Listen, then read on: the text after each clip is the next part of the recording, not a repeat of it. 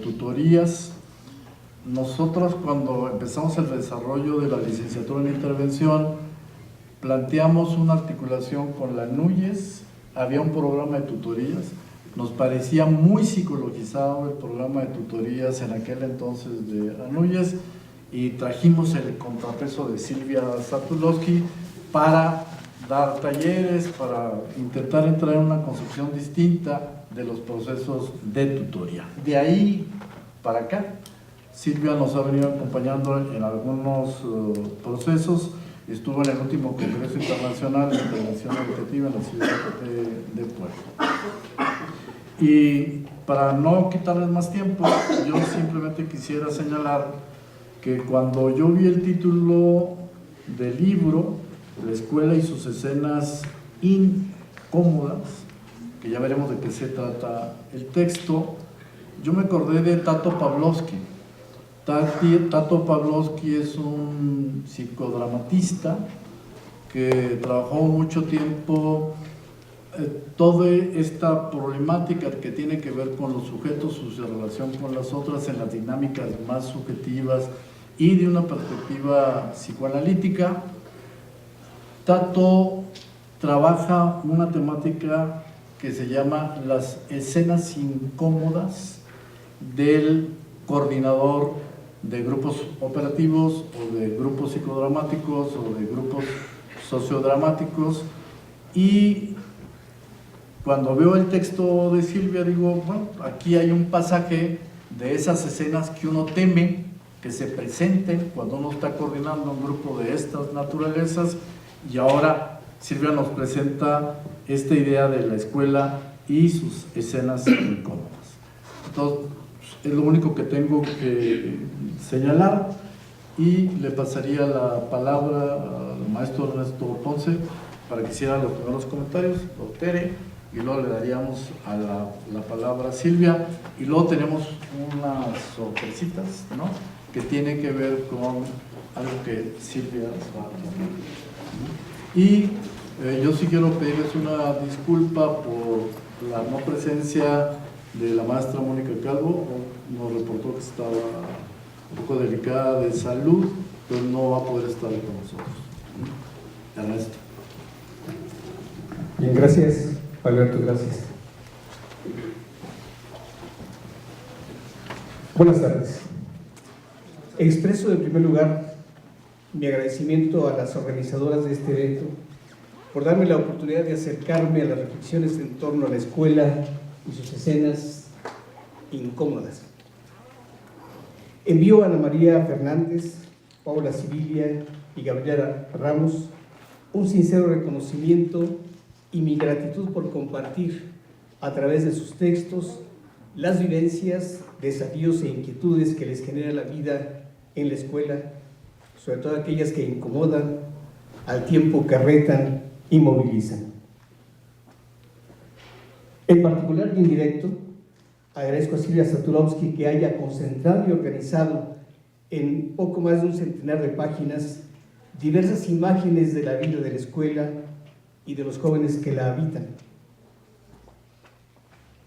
Mi reconocimiento va también para Tere Negrete, porque en el prólogo al libro nos propone algunas líneas para revisar con interés los textos de Silvia, Ana María, Paula y Gabriela, y con un lenguaje sugerente nos invita a relacionar las luces y sombras escolares que nos comparten con la experiencia que vivimos o las expectativas que nos hemos formado como sujetos y como integrantes de esta institución educativa.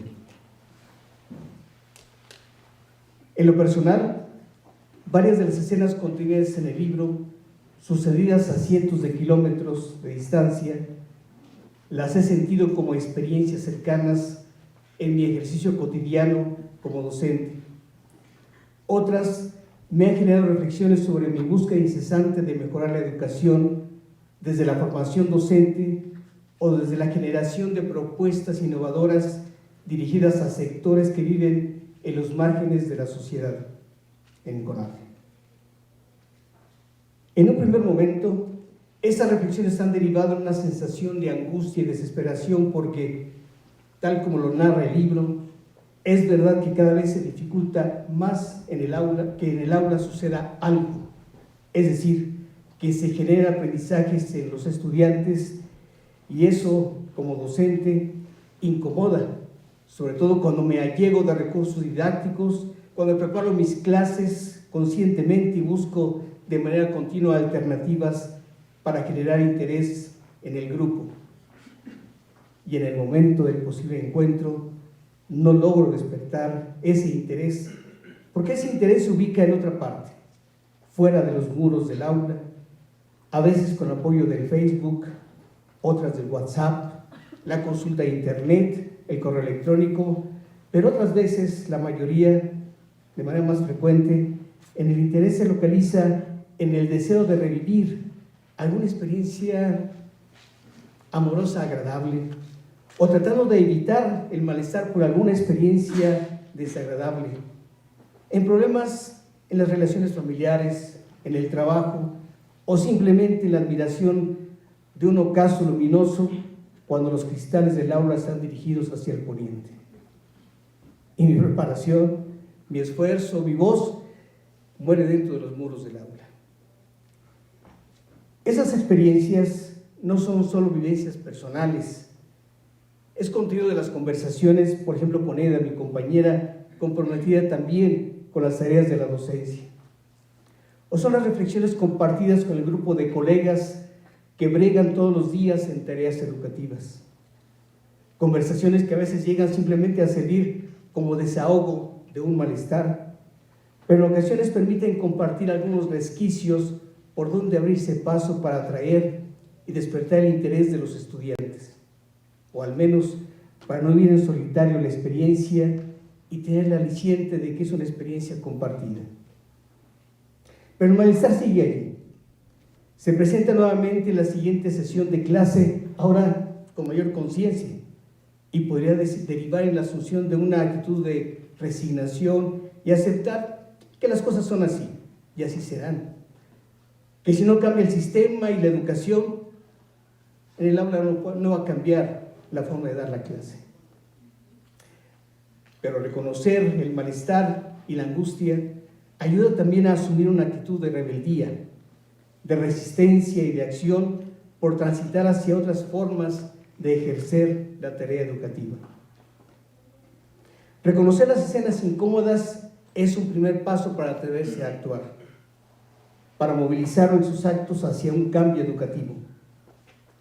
Pero es preciso para ello contar también con la fuerza del colectivo, para impulsar acciones que hagan la diferencia, que transformen la gramática escolar como la describen las autoras o como la señalan David Tayak y Larry Cuban en el sugerente libro En busca de la utopía, Fondo de Cultura 2000. Me gusta la imagen del calidoscopio para dibujar la escuela, porque eso es un conjunto de luces intensas y débiles, de sombras y claroscuros, dependiendo de los ángulos en que orientemos la mirada y de los focos de luz con que queramos iluminar sus múltiples dimensiones. Juguemos al calidoscopio y veamos eso.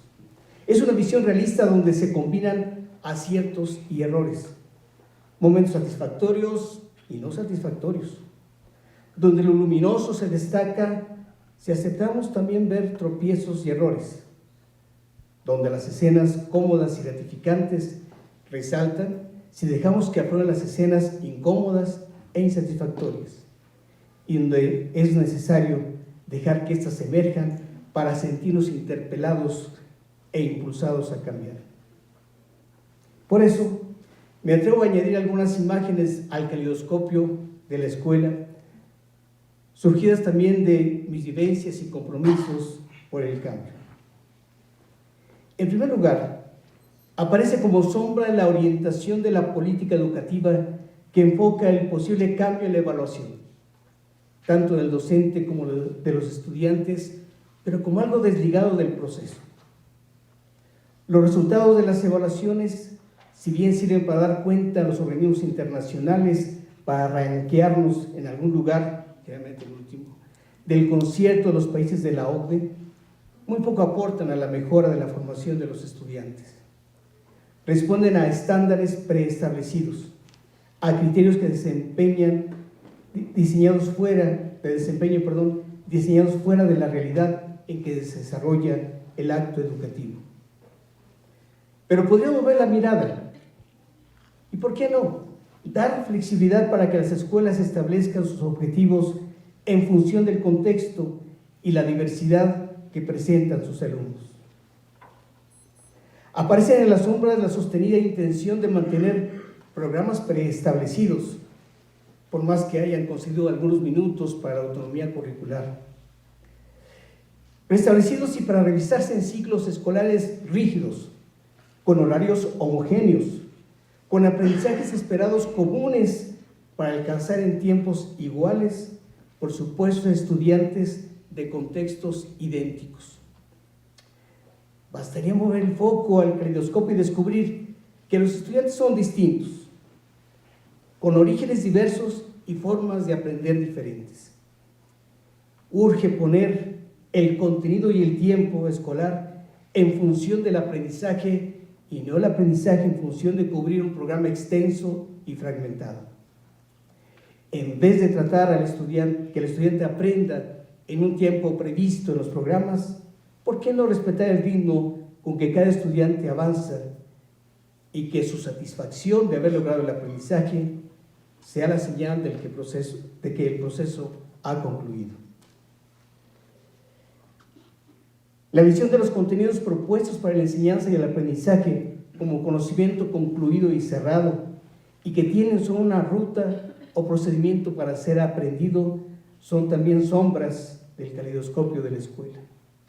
Cada vez se acumulan más evidencias, sin embargo, de que nada está concluido, de que el devenir es característica inherente del proceso de conocimiento y la construcción de las ciencias y de la cultura. Orientemos, por tanto, la mirada hacia ese foco luminoso que significa libertad y creatividad. Superemos el oscurantismo en que nos quieren mantener a la escuela quienes dicen y definen qué aprender y cómo hacerlo. Una de las medidas que el sistema educativo ha proclamado como aspectos modernizadores es la llamada transparencia y rendición de cuentas, que ha permitido al Estado ejercer un control indirecto sobre las instituciones educativas, sean de básica, de media superior o superior, como en el caso de la nuestra, con la idea de definir, asignar el presupuesto bajo la idea de un premio o un castigo por el cumplimiento o no de los criterios indicadores definidos de antemano. ¿Qué tal si movemos el foco donde sea más luminoso favorecer la autonomía de las escuelas y la confianza en el profesionalismo de sus integrantes para que estos definan y pongan en práctica lo que juzgan mejor para la formación de los estudiantes, para reportar sus avances en los procesos de investigación, de su generación y divulgación de la cultura? Como estas, estoy seguro que quienes lean este libro podrán darse la oportunidad de identificar otras escenas cómodas e incómodas que conforman la escuela o el aula y agregar esas imágenes en el caleidoscopio.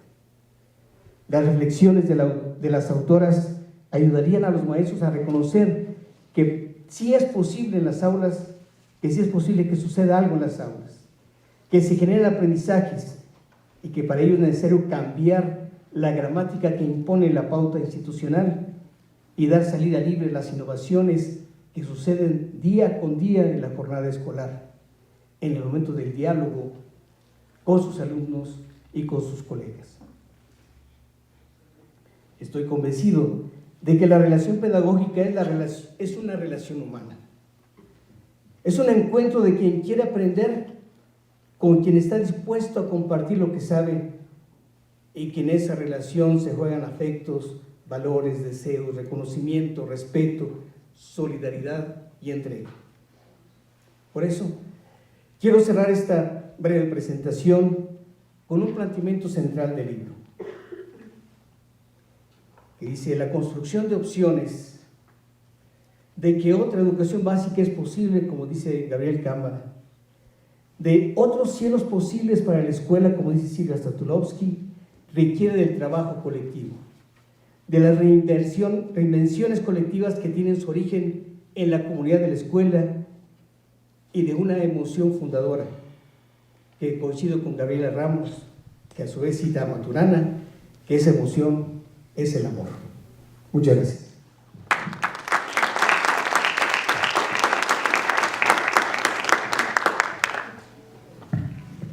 Sí, Tere. Bueno, es un placer encontrarnos aquí, reunidos, colegas, amigos, nuestros estudiantes, para poder, sobre texto de este libro, poder dialogar sobre lo que nos pasa. Ese es uno de los puntos claves de este libro que hemos venido cultivando en diálogo constante, en la provocación de Silvia para las que participamos en este libro, ¿no?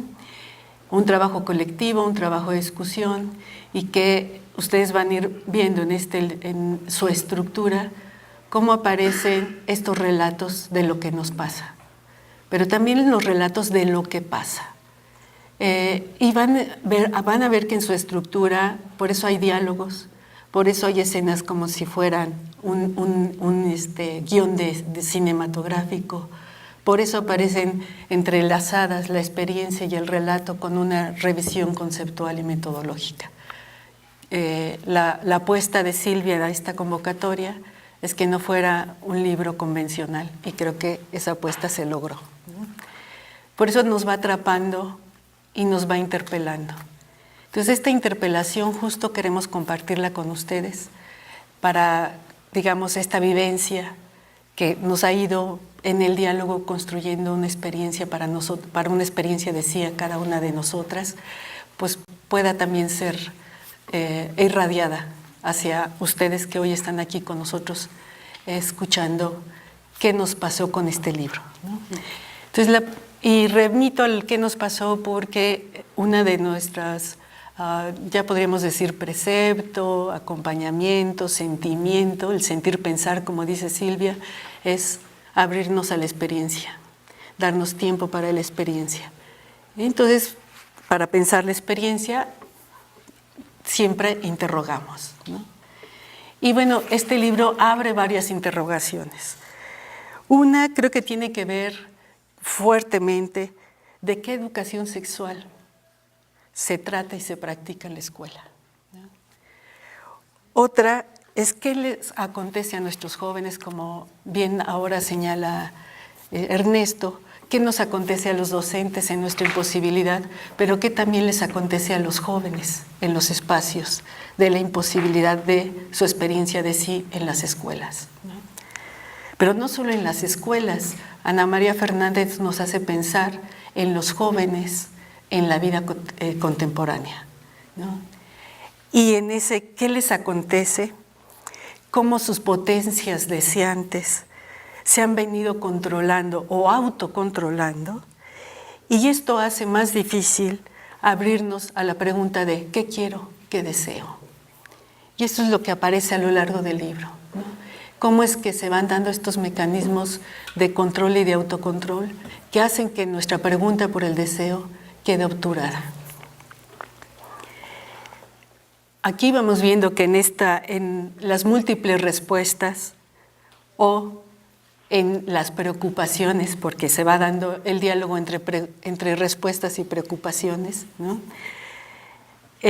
No se sabe si todo bien o todo tranquilo, es la conformación o la conformidad, la plusconformidad en la que nos tenemos que quedar, asumiendo como si no pasara nada, o nos abrimos a justo preguntarnos qué otras cosas podemos hacer.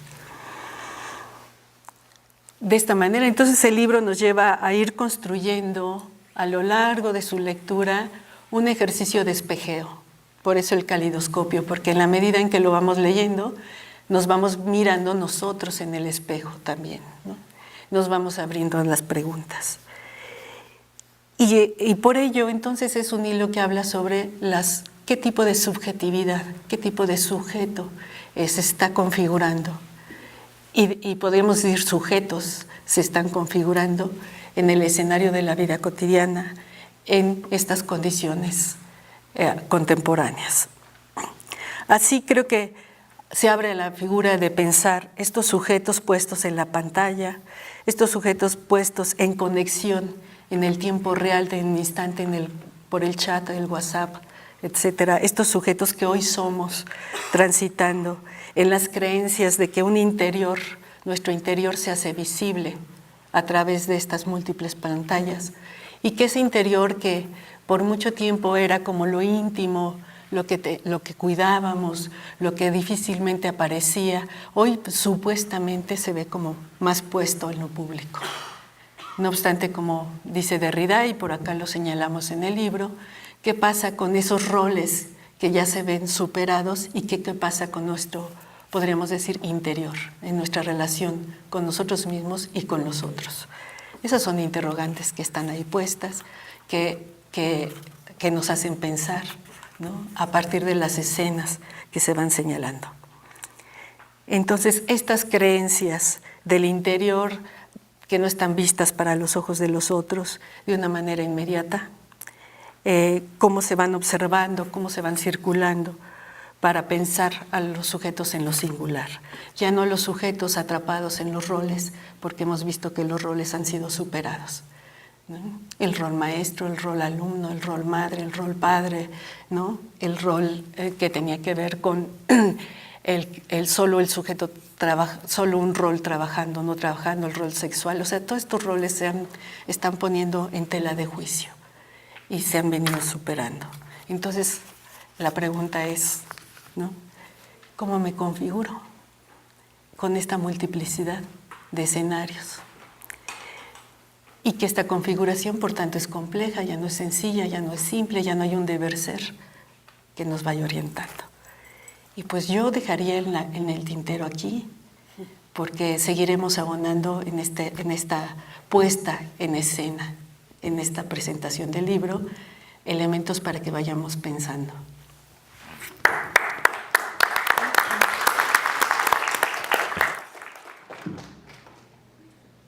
Bueno, yo la verdad que primero quiero agradecer realmente a la UPN, a los compañeros que han hecho posible esta presentación y esta actividad. El libro se sigue escribiendo. El libro se sigue escribiendo con ustedes y con todos los que participan en la experiencia de trabajo colectivo adentro y afuera de las aulas. La verdad es que los escuchaba a Ernesto y a Tere y a Adalberto, y la verdad que cada uno aporta a este calidoscopio nuevas miradas y nuevas escenas que se van sumando y que se van reproduciendo o produciendo a medida de que, como diría Cortázar, del lector hembra, ¿no? El lector que, digamos, que aporta su parte para poder co-construir un texto copadeciente y coparticipante, ¿no?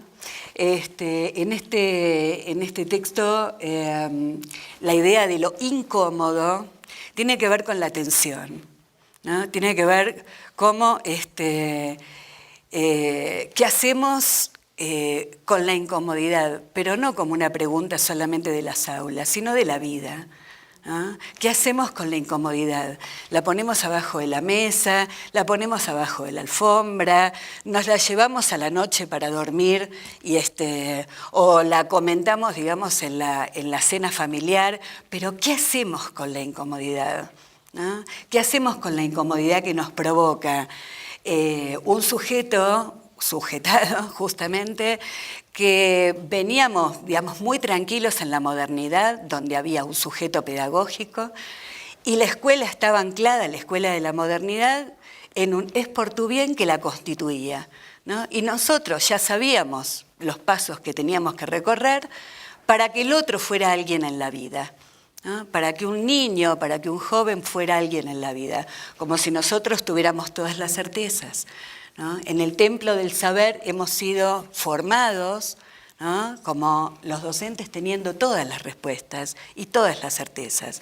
Efectivamente, esta escuela moderna está siendo perforada, esta escuela explicadora a la que alude Rancière en El maestro ignorante, está siendo perforada por subjetividades que tienen otras maneras de construir la vida, las relaciones, y su propia subjetividad corre por otras vías que no es este sujeto pedagógico al cual nosotros, digamos, teníamos sentadito ahí, y la enseñanza venía a ser algo así como, diría Freire, una depositación de contenidos en una tabula rasa, ¿no? Y que nos importaba más que estuviese sentado digamos, que provocar una experiencia de sí para transformar esta subjetividad.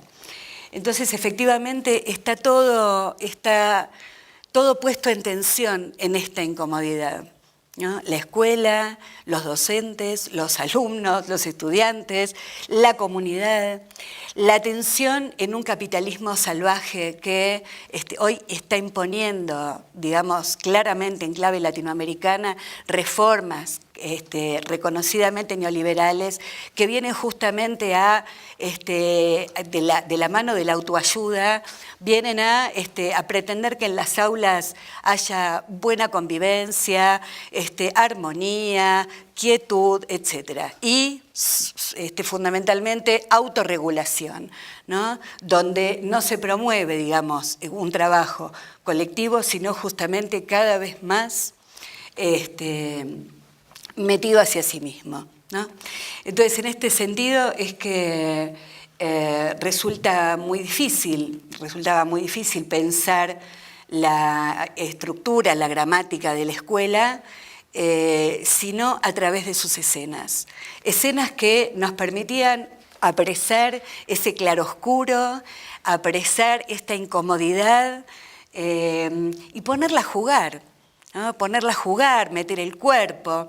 Y efectivamente, como decía Alberto, hemos trabajado desde la Escuela de Capacitación Docente de la Ciudad de Buenos Aires y desde la Universidad de Buenos Aires en miles de espacios de formación en donde efectivamente las escenas que toma este libro han sido escenas de insistencia, ¿no? Escenas donde los docentes venían a plantear, bueno, ¿pero y qué hago?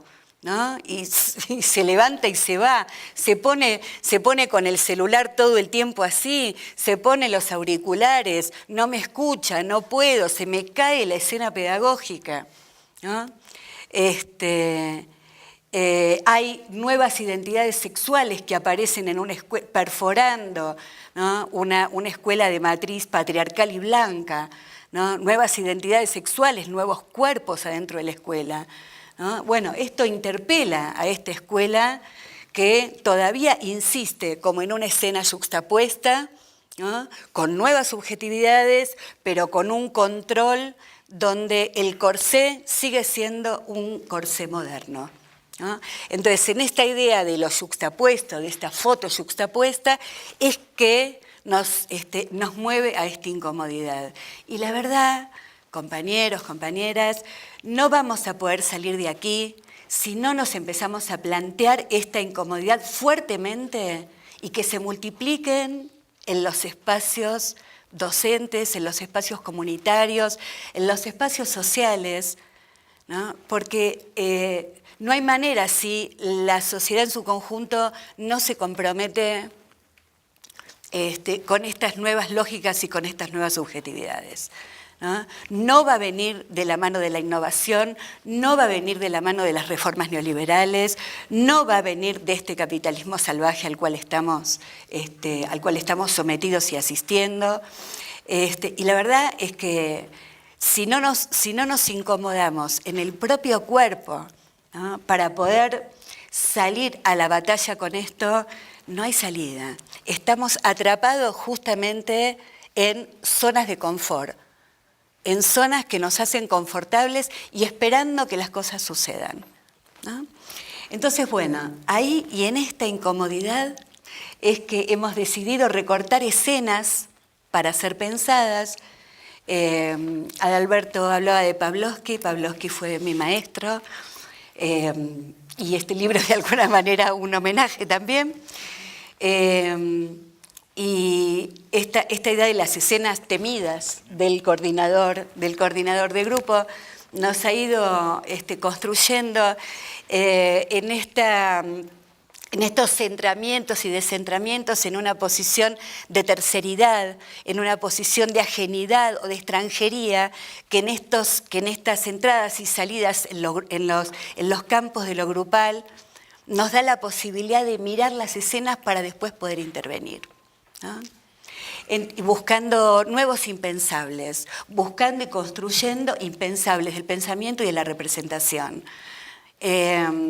Por eso hoy justamente queríamos compartir con ustedes alguna escena, alguna de estas escenas de la incomodidad que provoca este texto.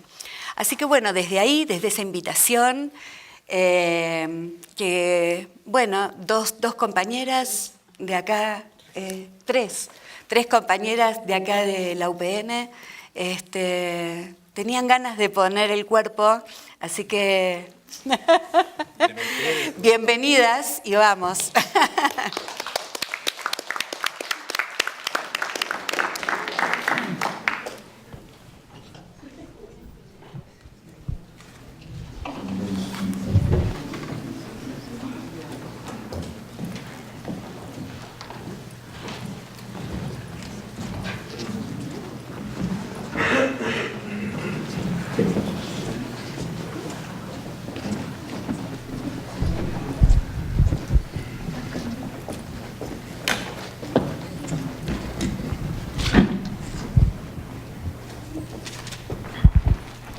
Hola, ¿puedo hablar contigo un momento? Sí, dime. Mira, te traigo a esta alumna, la encontré allá afuera besándose con otra mujer, con otra alumna de la escuela, y pues tienes que hacer algo, no puede ser posible que hagan eso en la escuela.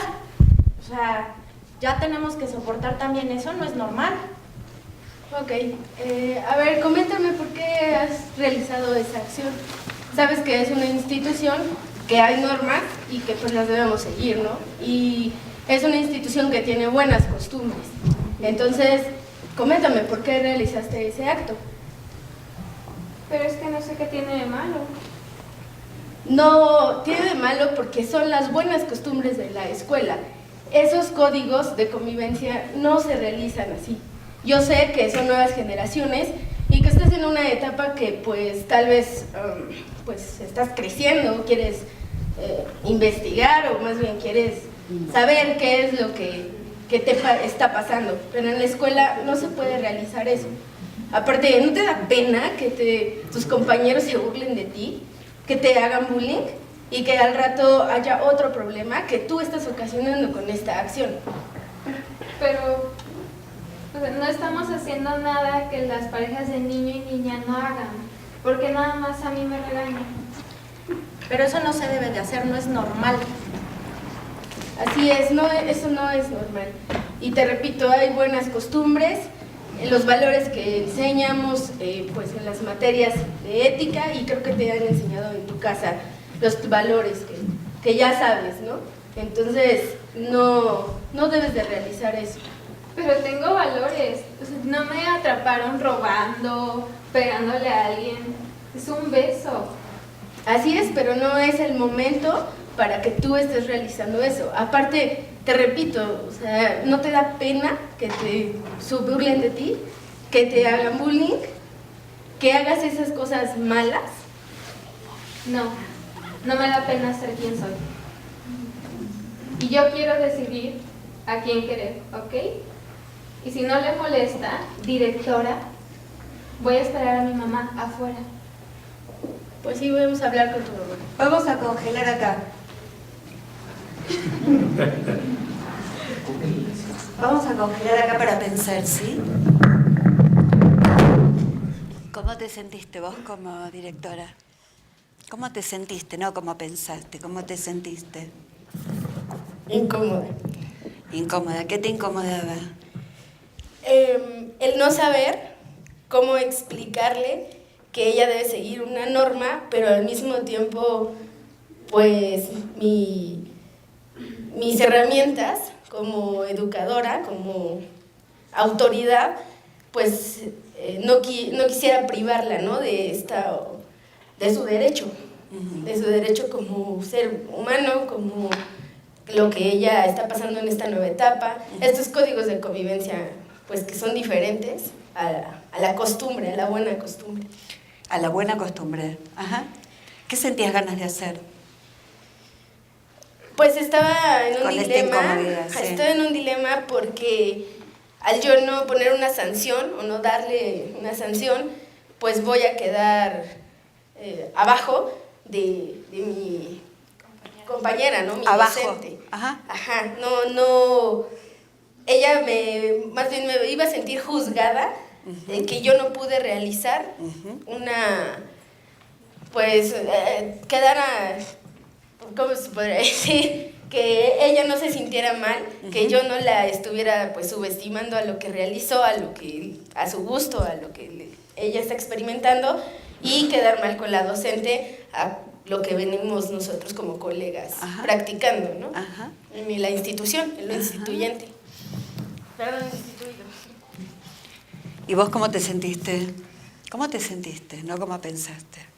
¿Qué sentiste? Un sentimiento. Pues creo que el acto de juzgar a otra persona incluye como rechazo.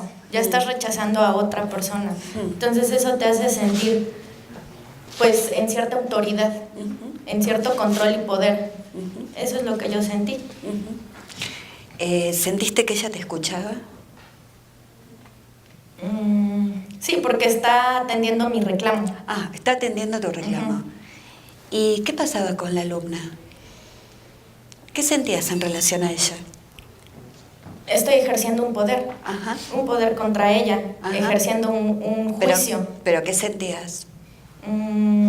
¿Cómo te sentías vos frente a este poder? Fuerte. ¿Te sentías fuerte? Sí, ante ella sí. Ajá, ante ella sí. Sí, y tal vez también ante ella, porque al fin y al cabo ella está haciendo lo que yo estoy pidiendo. Ajá, muy bien. ¿Cómo te sentías? Yo enojada. Esta escena Sí. la sugerí porque me evocó muchísimos recuerdos de mí estudiando en la secundaria y en la preparatoria, donde yo no podía ni siquiera tomarle la mano a mi novia porque había reglas. Entonces, exactamente ese discurso era el que me decían a mí. Y qué coraje. Bueno, ¿alguien tiene ganas de hacer otra cosa que lo que hicieron alguna de las tres compañeras? ¿Alguien tiene ganas de modificar esta escena y producir otro intercambio, otra relación?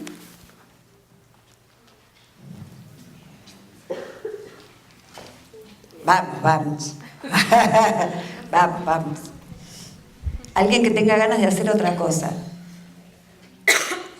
O no, o de ponerse atrás de alguna de ellas y hacer un soliloquio, ¿no? Algo que sintió, algo que le pasó mientras estaba viendo esta escena.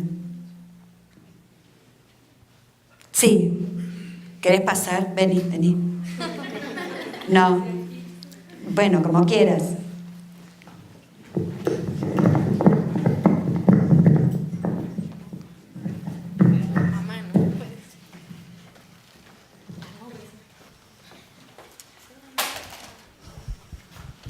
Bueno, yo en un principio recién me pregunté, Héctor, ¿así tenía que ser la escena? Porque si yo hubiera sido la directora, yo no regañaba. Hace una cosa, vení, correte. Vos sos la directora. Va de vuelta. Va de vuelta, vos sos la directora. Va. Sí.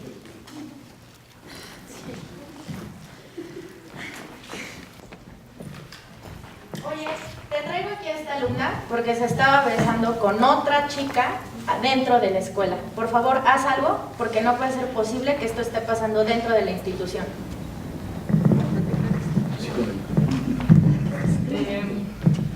Ok, muchas gracias. Déjala conmigo, yo hablo con ella. Ok, te lo encargo, por favor. Sí, gracias. Pasa. cuéntame, ¿qué estabas haciendo? Estaba con mi novia y nos dimos un beso. ¿Y por qué se dieron un beso? Porque eso hacen las personas cuando son novios. Ok, y solo estaban besándose. Sí, ¿Estaban en la hora de clase o estaban en cambio de clase, en el salón, en cambio de clase. fuera del salón? Sí, No había el maestro responsable, la maestra que te trajo no estaba en su hora de clase contigo. ¿Y has tenido alguna otra, algún otro maestro te ha amonestado, te ha sancionado por esa acción? no, Solo ella. sí. Ok, no te preocupes, solo procura que ser más discreta con esa situación. ¿Dónde pasa eso? ¿No te pasa eso? ¿En dónde pasa eso? Ah, no, bueno, no es que pase. Bueno, ¿cómo te sentiste? Nerviosa. ¿Nerviosa? Sí. ¿Por qué? Porque si finalmente es eso lo que comentamos, o sea, Eso no pasa. Ajá. Y si pasa es... Pero acá, ¿qué súper pasó? gracioso. Acá, ¿qué pasó con ella? ¿Qué pasó? Pues no sabía cómo alentarla, como que no Ajá. se sintiera mal. Que no se sintiera mal. Ajá. ¿Y vos cómo te sentiste con esta directora? Más escuchada, ¿Un poco más escuchada? sí. Más comprensiva ante Ajá. la situación. Sí. Es decir, no le molestó que fuera yo besándome con otra niña, le molestó que no fuera discreta. Exactamente. Muy bien. ¿Cómo vieron el resto? ¿Cómo vieron el resto esta escena? Sí. A ver. Pues que, para empezar, ¿qué tiene que ver la discreción en un acto como de demostrar tus sentimientos hacia otra persona? ¿No? ¿Quién dice que... perdón. ¿Quién dice que tienes que ser discreto en qué? ¿Qué valor moral ha sido impuesto para decir que no es discreto darle un beso a alguien en un lugar público? ¿No? Ajá. Entonces, más bien es lo que vemos aquí, que son valores morales establecidos, los cuales nos cuesta mucho trabajo romper, ¿no? Por ejemplo, a pesar de que ella tiene un valor moral mayor, jerárquicamente, es más fuerte ese valor moral, también ella lo tiene, disfrazado, pero lo tiene, porque no está siendo discreta. Ajá. Pues Muy al bien. contrario, ¿no? Yo creo que en una escena así, si estás investido con un poder y vas a ejercer un poder contra la persona que está sancionando ese tipo de acciones, ¿no? Ajá. Y no contra la alumna. Ajá. ¿Quién más? Sí. Bueno, aquí tendríamos primero que contextualizar en qué escuela estamos, ¿no? La directora hablaba de las reglas, ¿no? Las normas de convivencia. La otra directora decía discreción. Primero tendríamos que estar pensando si es una escuela que dentro de sus reglas diga no te puedes estar besando ni haciendo ni tocando de la mano, ¿no? O es una escuela como nuestra escuela pública que puedes venir con rastas de negro, de rosa, con uñas pintadas, sin uñas pintadas, ¿no? Ahí tenemos que contextualizar primero. Y después decía él, ¿no? No tanto la discreción, sino el respeto a la diferencia. Aquí tenemos como educadores que establecer el respeto a la diferencia en todos los aspectos, sexual, de creencias, de mil cosas, ¿no? Tendríamos que respetar y no, como decía, no decirle ser discreta, sino nada más, a lo mejor no estás en el lugar para estar haciendo esto, ¿no? Yo respeto tu preferencia, pero hay lugares y momentos para Eso todo. es lo que vos le dirías. Eso es lo que vos le dirías. Si harías de la directora, eso es lo que vos le dirías, ¿sí? No es el lugar. Ok. ¿Quién más? Sí, ¿quieren sentarse? Gracias. Gracias, a las 3. Sí, ¿quién más? Yo nada más como para agregar elementos al contexto que decía la compañera, me recordó, ¿no?, el comentario, una situación en una ocasión en donde yo con mi pareja, y que eres varón, nos sacaron del atrio de una iglesia porque nos dimos un beso. Entonces ahí calcúlenle si le quieren agregar al asunto de si el contexto, no el contexto, la referencia, la regla, ¿no? O sea, el único lugar a mí de donde me han sacado porque me estaba dando un beso y un apapacho fue del atrio de una iglesia. No estaba ni adentro, ¿no?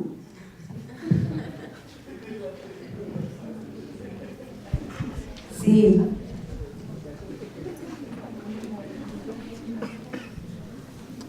Bueno, en cuanto al comentario que hizo mi compañera, creo que ella mencionaba de que mencionarle a la chica en ese lugar, entonces ¿dónde es el lugar? Donde tenga que estar encerrada en 4 paredes escondiendo quién es. Creo que es muy importante, como usted decía hace rato, poner en contexto. Vivimos en una sociedad machista en donde hay valores para lo femenino y hay valores para lo masculino, ¿no? Pero más sin en cambio creo que tenemos que hablar no de igualdad, porque todos somos diferentes, pero sí de equidad, de que todos tenemos las mismas oportunidades, todos tenemos los mismos derechos. Entonces no es posible que ahorita estemos teniendo como que una discusión de que es que tenemos que tener los lugares para que para demostrar afecto es afecto, no hay más. Hay hombre, hay mujer, no hay el maricón, hay la hecho la lesbiana, hay hombre y mujer, nada más, simplemente sentimientos.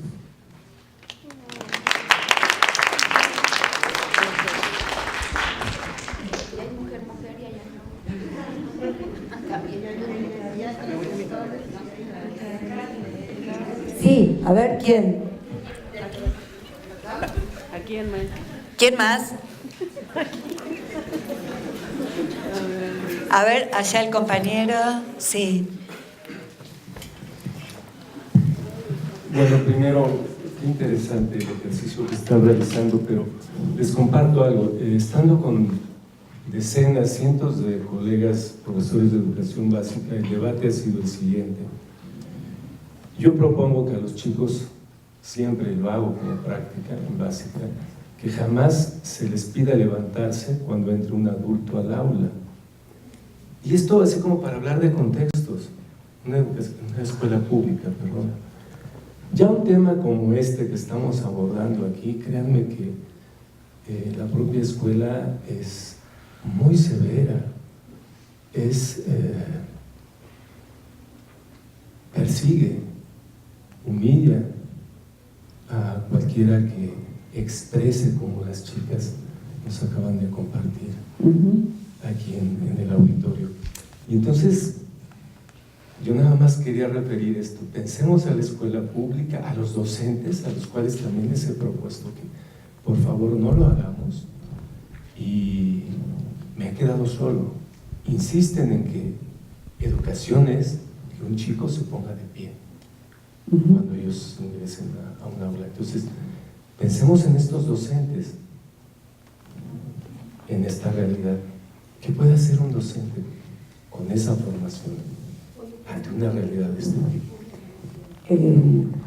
¿Alguien más? ¿Alguien más tiene ganas de poder compartir?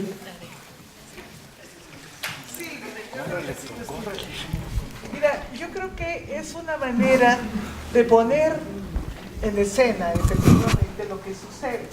Sí, el problema es de esto se trata. Exacto, ¿cómo hacemos para que esto se convierta en temas de formación para los propios profesores? Entonces a mí me gustaría que nos platicaras un poco tu experiencia en este sentido, porque en serio, en esta institución yo tuve la experiencia de que una doctora muy renombrada precisamente puso en el consejo técnico el tema de que era tan incómodo ver cómo ahora se besan las mujeres entre sí. Y ante una agresión, su respuesta fue: hay que ver si ellas no lo provocaron a un hombre.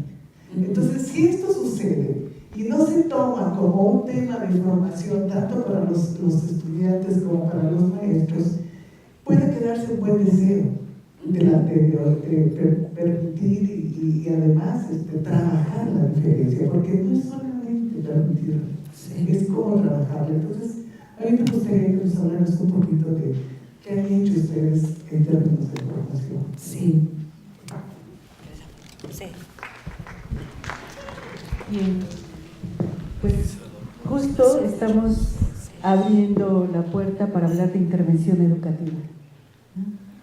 Hacer intervención educativa es frente a lo que está instituido, a estas normas, a este establecimiento de que aquí no es el lugar, ¿no? Dijera Michel de Certeau, el lugar es aquello que ya tiene definido qué se hace en cada espacio, qué no se hace, dónde está lo permitido y lo prohibido. Y la intervención educativa abre espacio intersticial, ¿no?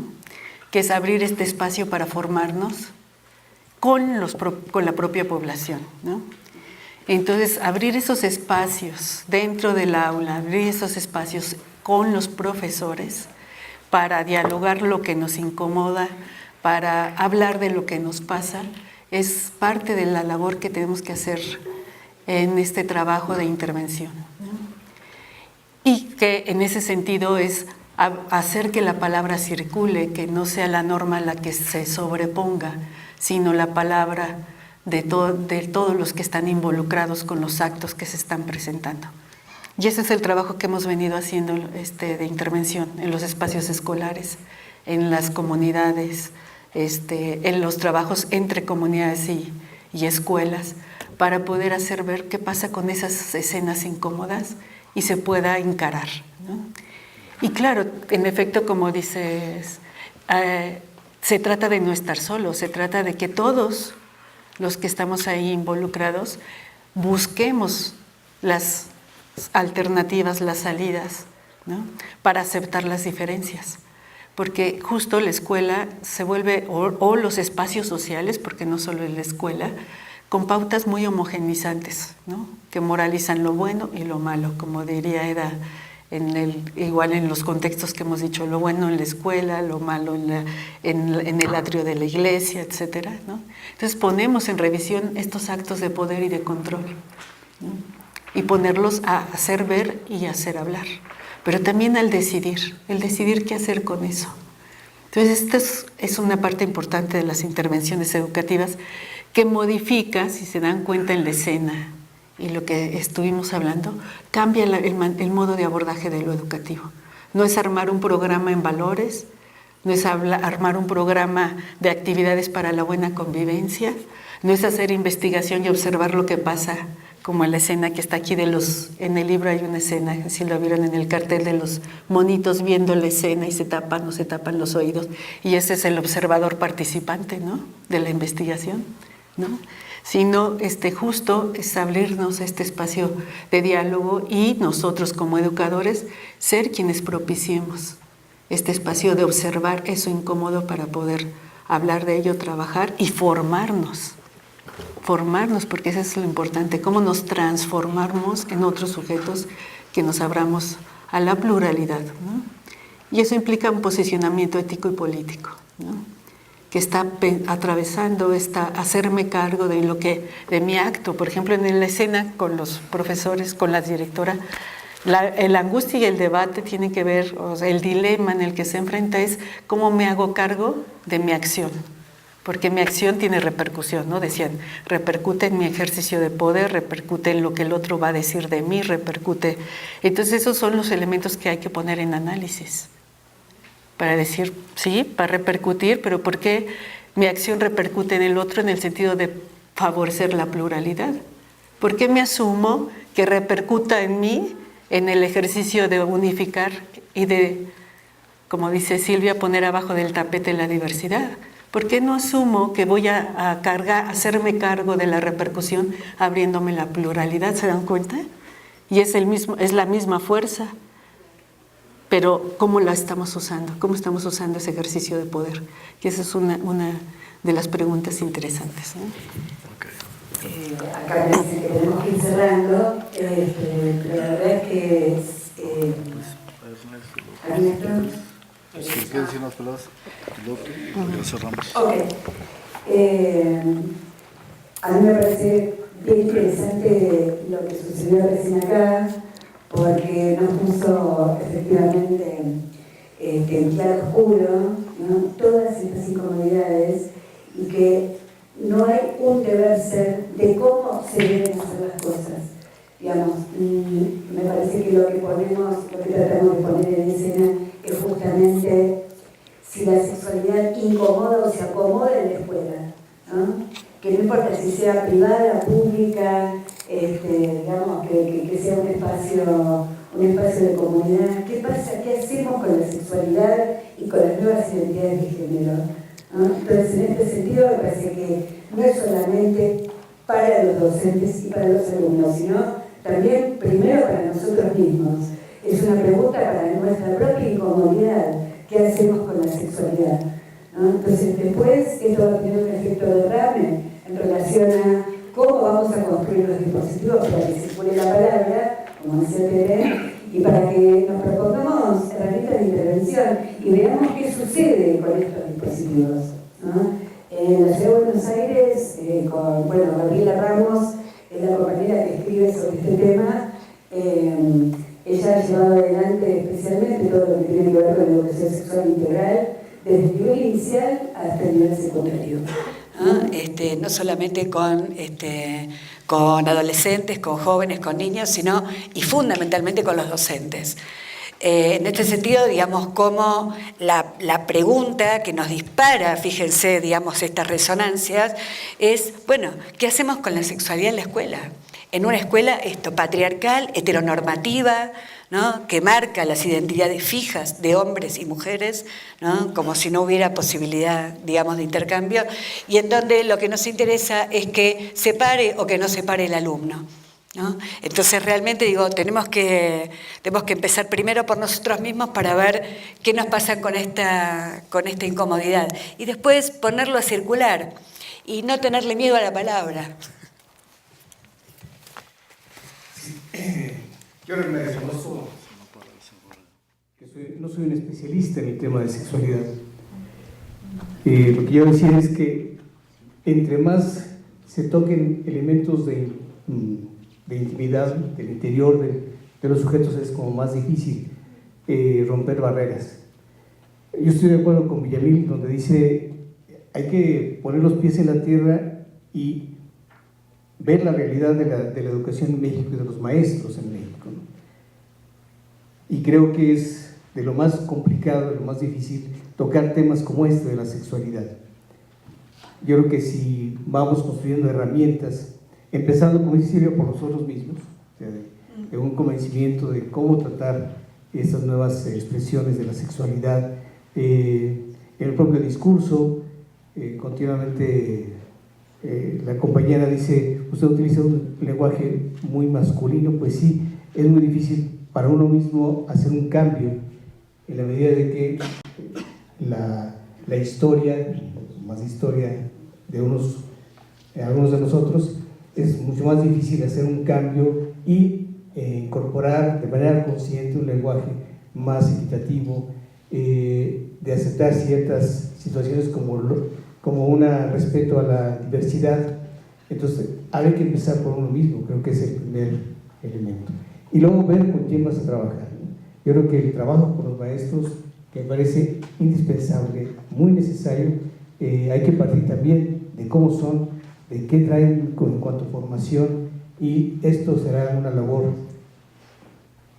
a largo plazo, yo diría, ¿no? Es no lo veo tan sencillo, ¿no?, llevar ese tipo de escenas y lograr que con la escena se logre ese cambio. Quizá saldríamos muchos de nosotros motivados de hacer y lograr un cambio en nuestra forma de ser, de tratar a los demás, pero no es sencillo.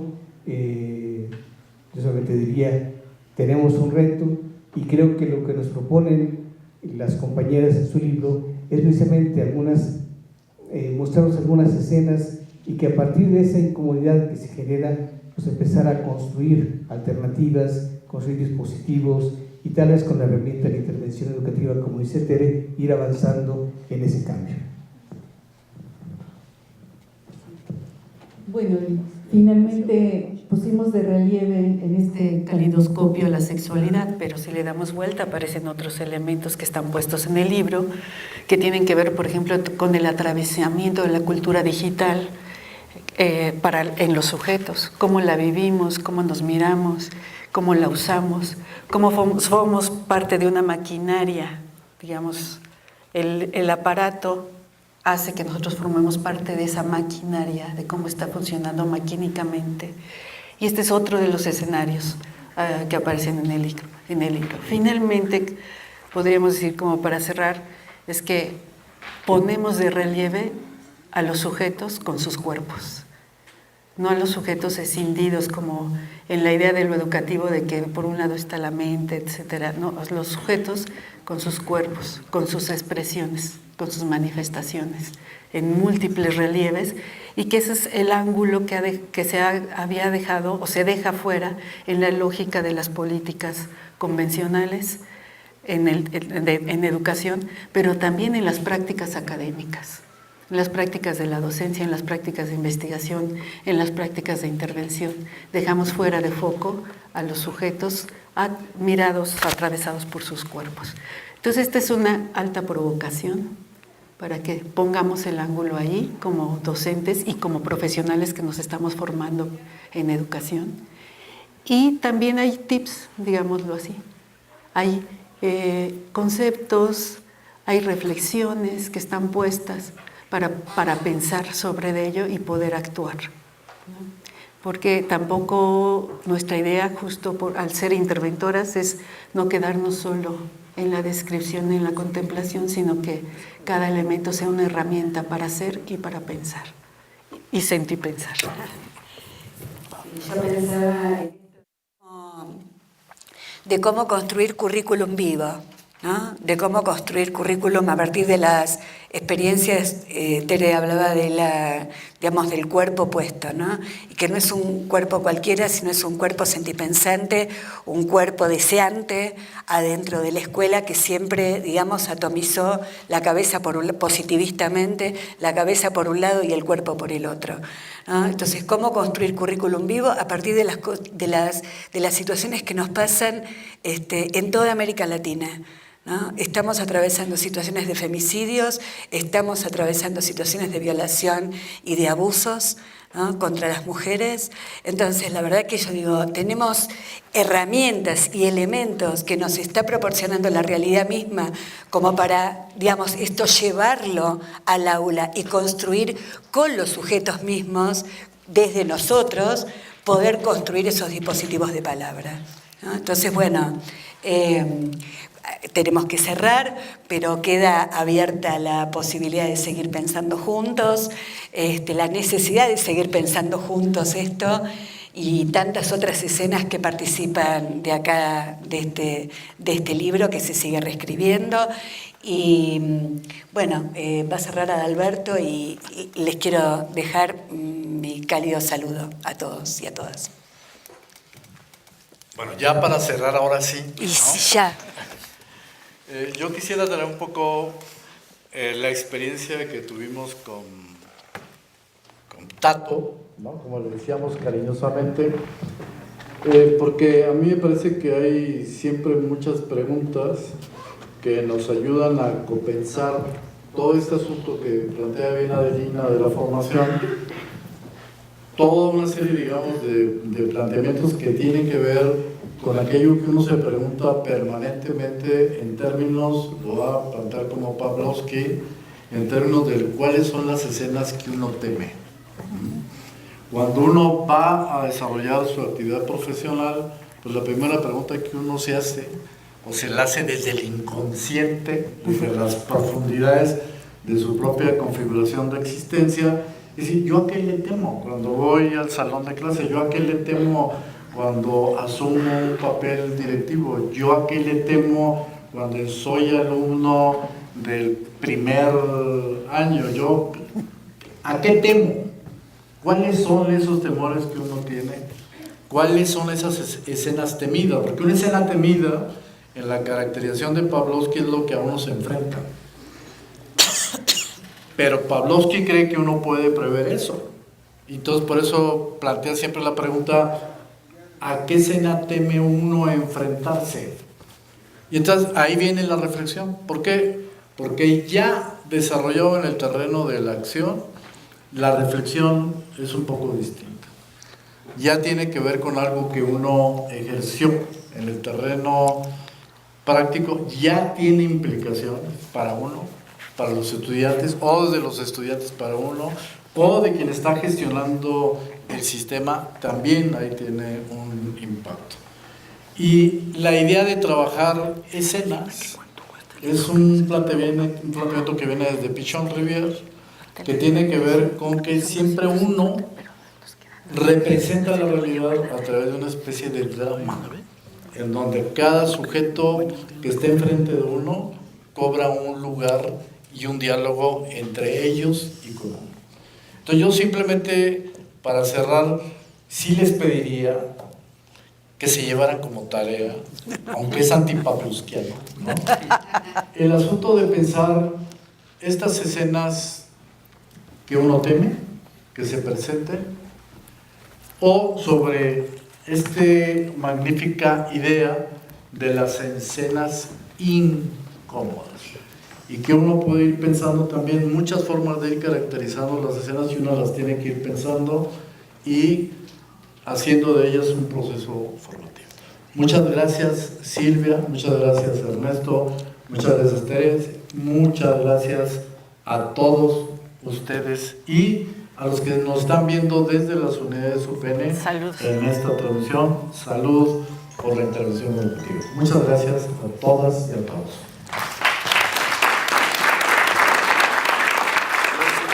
Bueno, un anuncio. Vamos a poner una lista para quienes les interese el libro. Necesitamos que nos pongan su nombre y su correo electrónico. Tenemos dificultades para hacer llegar los libros que son editados en Argentina, México. Este es un libro editado en Argentina y trajimos muy pocos ejemplares. Bueno, Silvia pudo traer los ejemplares que le permitió su equipaje, y como ya se presentó en Tijuana, en Ensenada, en Pachuca, etcétera, entonces hemos decidido que hacemos una lista a quien le interese con su correo. Estamos viendo cómo podemos hacer una distribución que sea accesible económicamente y que también pueda circular, porque uno de los problemas por la distribución tiene que ver con los que se encarece mucho el costo del libro. Entonces, si nos hacen favor a quienes están interesados de anotarse en la lista, poner su nombre y su correo, nosotros les haremos, ya resolviendo el mecanismo, les haremos llegar un correo para decirles cuánto costará y de qué manera se los hacemos llegar, ¿no? Y de qué manera hacemos la transacción correspondiente, ¿no? Mientras tanto, pues agradecemos su presencia y esperemos que tengan deseos de leerlo y de usarlo. Muchas gracias a todos.